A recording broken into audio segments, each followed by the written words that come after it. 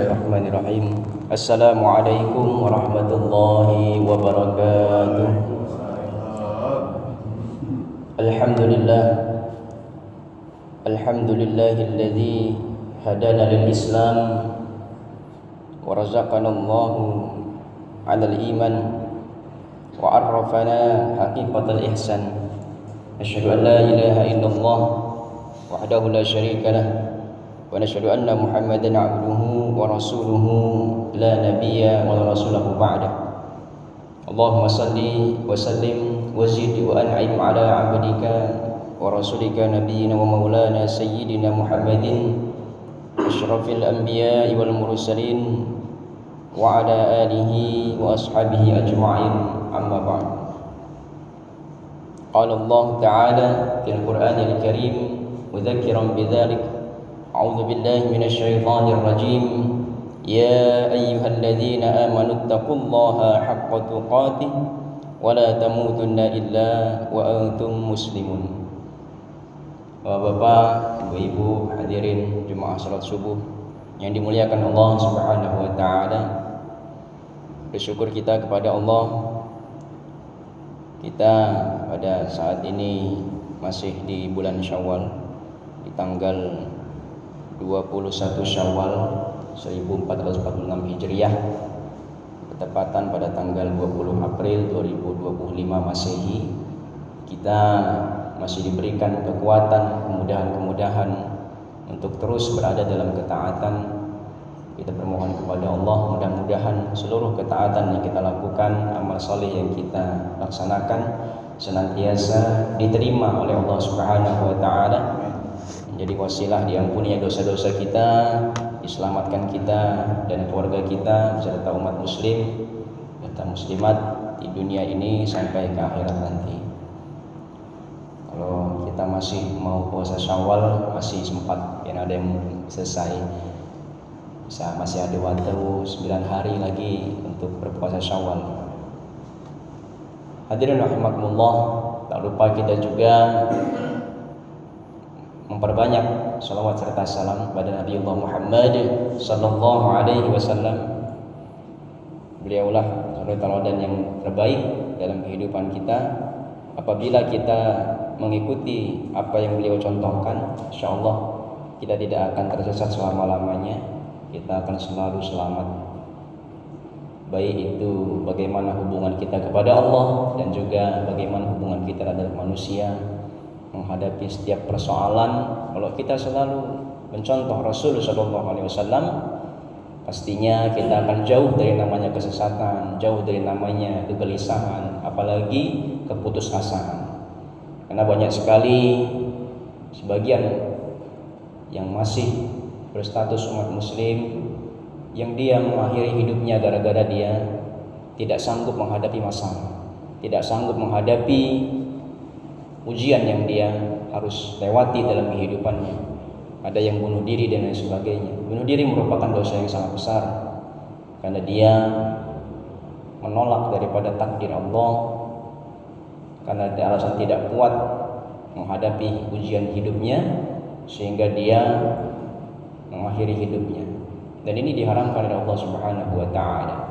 Maka dengan iman, dengan takwa, dengan kita berusaha mencontoh Rasulullah SAW, mengingat bahwa ujian yang paling besar di antara manusia itu adalah para nabi. Kalau kita ini ujiannya belum ada apa-apa dibandingkan Nabi SAW.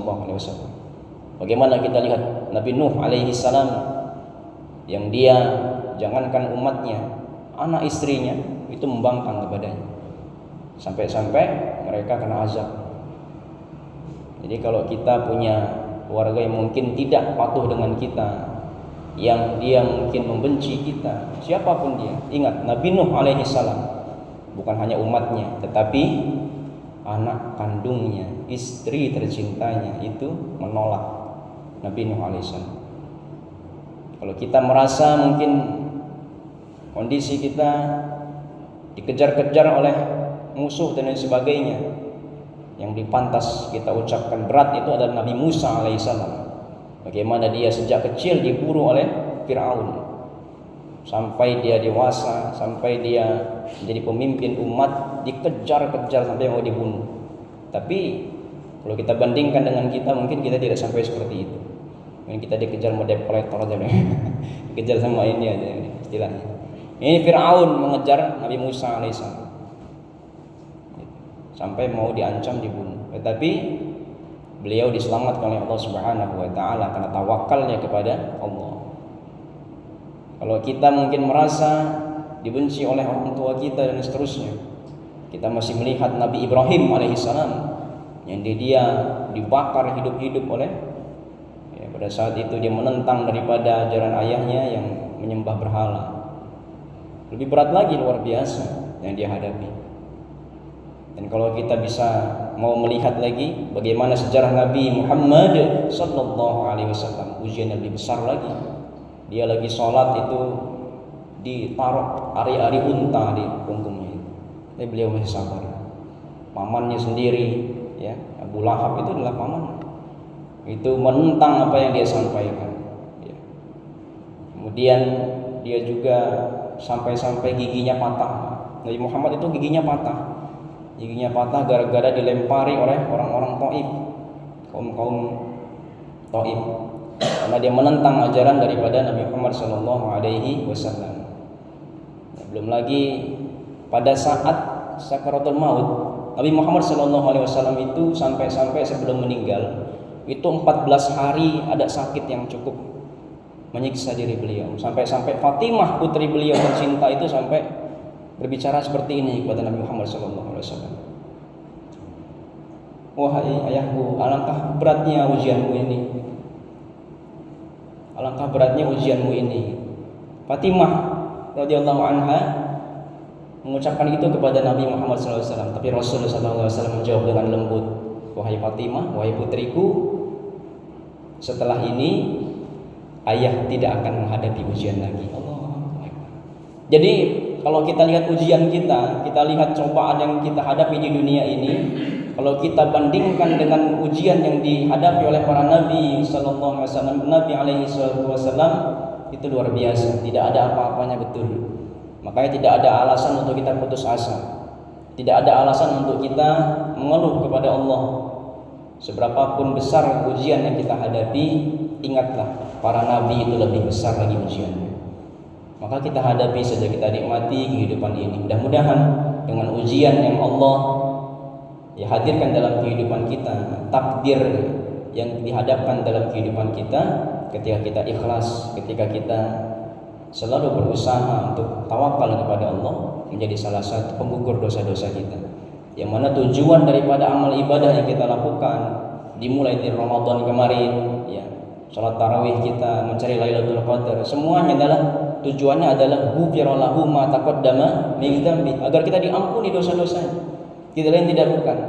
Setelah salat kita beristighfar kepada Allah agar kesalahan kita dalam salat diampuni oleh Allah.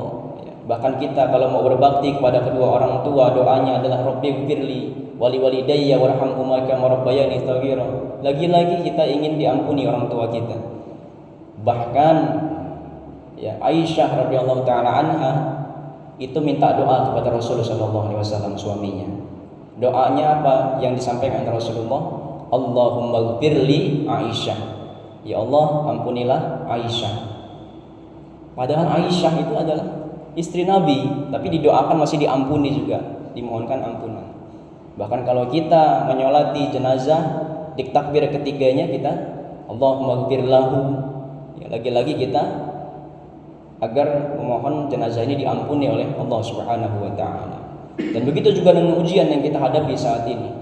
Apapun itu, seberat apapun itu, sekecil atau sebesar apapun itu, kita bermohon kepada Allah, mudah-mudahan itu menjadi wasilah diampuninya dosa-dosa kita, sehingga nanti di akhirat kita tidak perlu lagi dibersihkan. Karena mumpung di dunia ini kita dibersihkan oleh Allah Subhanahu wa taala, diselesaikan masalah kita, ujian kita, ya, digugurkan dosa-dosa kita, nanti di akhirat kita sudah tidak perlu hisab lagi. Tidak perlu hisab lagi, itu masuk ke dalam surganya Allah Subhanahu wa taala. Mudah-mudahan dari kultum yang singkat ini memberikan kekuatan kepada kita, motivasi pada kita untuk terus menjalankan kehidupan kita apapun yang kita hadapi di dunia ini. Dan apa kabar dengan saudara kita yang di Palestina, Masya Allah, Kemarin baru ada aksi yang luar biasa di Bundaran ya. Ya, di sana banyak sekali ya, tumpahan nangisan dari segala macam. Yang mana mereka orang-orang soleh menghafal Quran di Palestina itu digugurkan oleh Allah. Itu tidak bisa ada bandingannya lagi. Mereka pasti kita doakan menjadi syahid masuk ke dalam surganya Allah Subhanahu wa taala. Sekali lagi, ujian dan cobaan yang kita jalankan dalam kehidupan ini, kita bermohon kepada Allah menjadi wasilah diampuninya dosa-dosa kita dan diangkatnya derajat kita dari insyaallah Subhanahu wa taala. Demikian saya akhiri dengan doa kepada majelis. Subhanakallahumma bihamdika asyhadu an la ilaha illa anta astaghfiruka wa atubu ilaik. Wallahu taala bisawab. Assalamualaikum warahmatullahi wabarakatuh.